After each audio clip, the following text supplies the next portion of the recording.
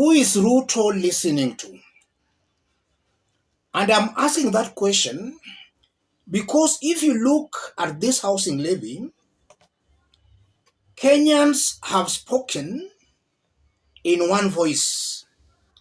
They don't want the housing levy. Mama Mboga, Boda Boda, the church, the courts have all spoken in one voice. They don't want the housing levy. And even the courts have declared that levy unconstitutional. But Ruto still insists on going on with that levy. So, who is Ruto listening to? Because Kenyans have spoken very clearly, but he is not listening.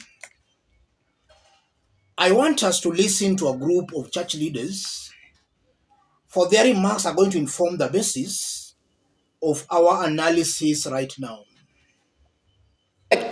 Uphold and defend the Constitution.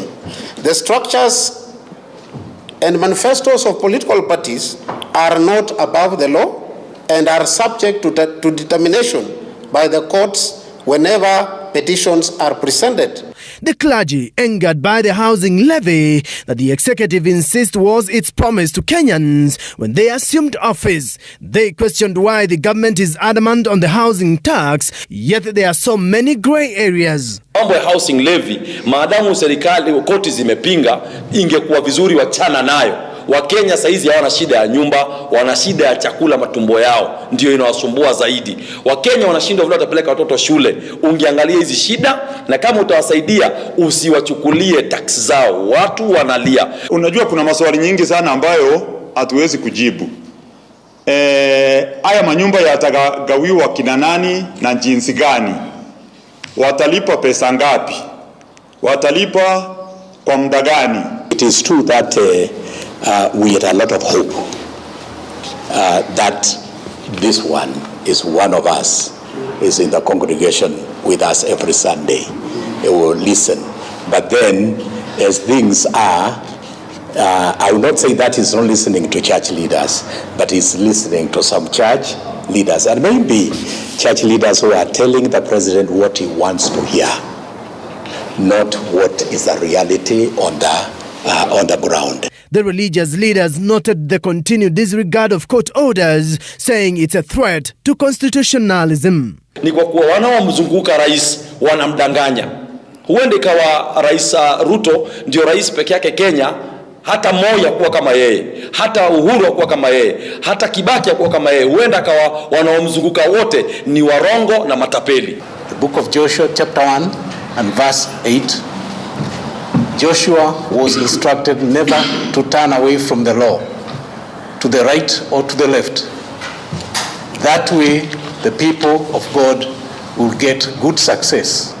For the nation to be successful, it is important for the head of state to uphold the rule of law, the Constitution, the law of God, and the law of the people. The joint group that has since submitted its memorandum to State House, the Office of the Chief Justice, Parliament and the EACC has also raised an alarm over cases of corruption. The fight should be escalated to the level where those who engage in corruption, big or small, face the law firmly and rapidly.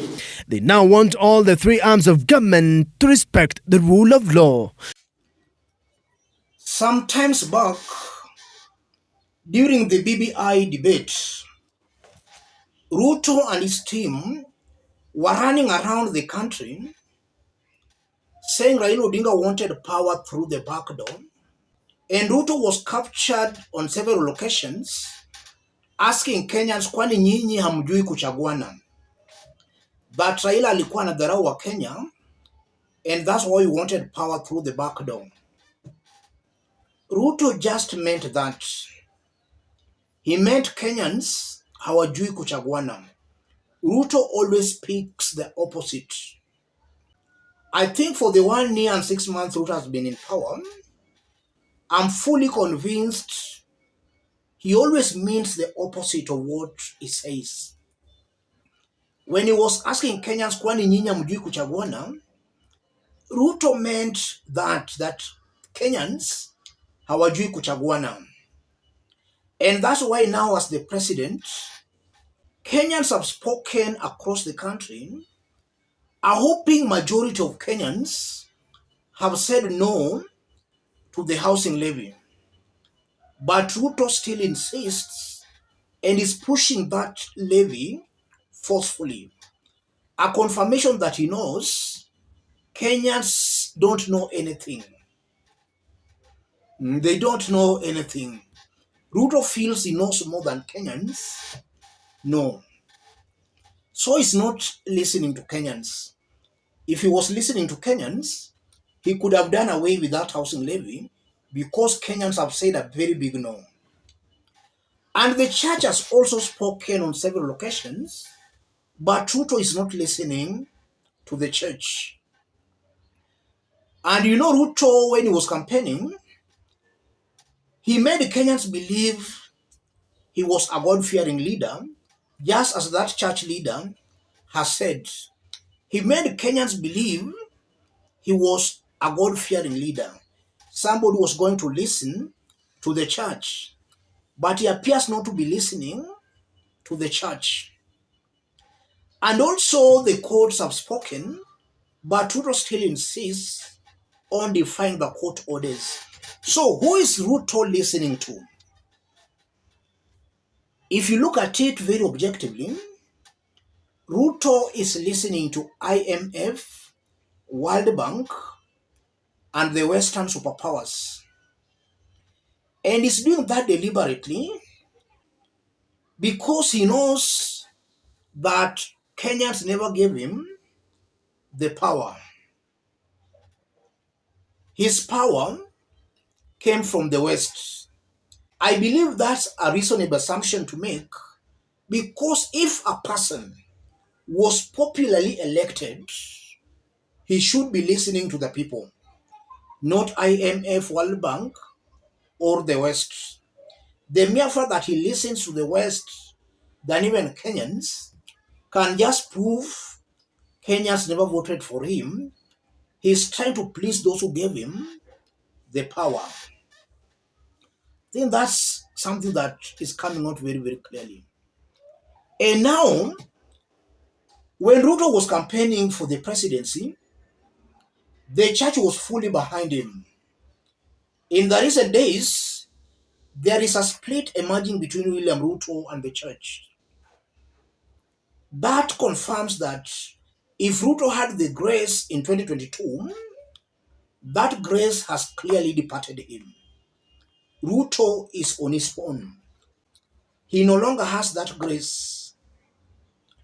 And now to the big question, Ruto has advisors who are being paid by taxpayers' money. He's got top government officials who are charged with some responsibilities. Does it mean they are not advising William Ruto?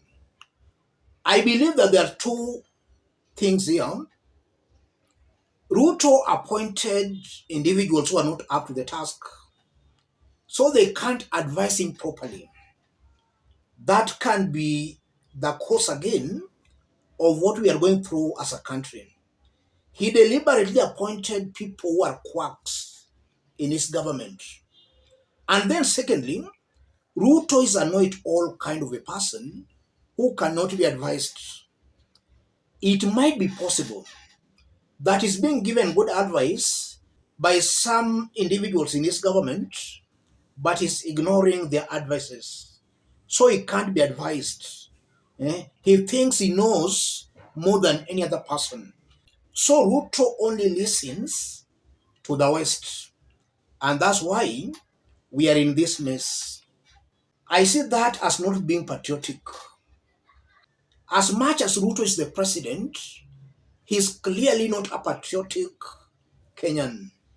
And this is why I've always maintained that he's not fit holding a public office.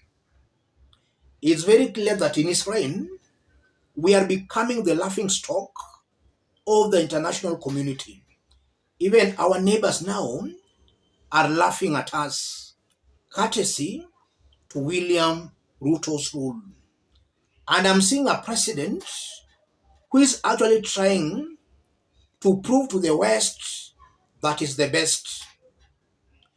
He's also desperate for attention from the West. So he's going to the extreme lengths of trying to impress the West. Let me stop it there, ladies and gentlemen. If you are watching us but you have not yet subscribed, subscribe, give this video a like. Let's meet in our next analysis.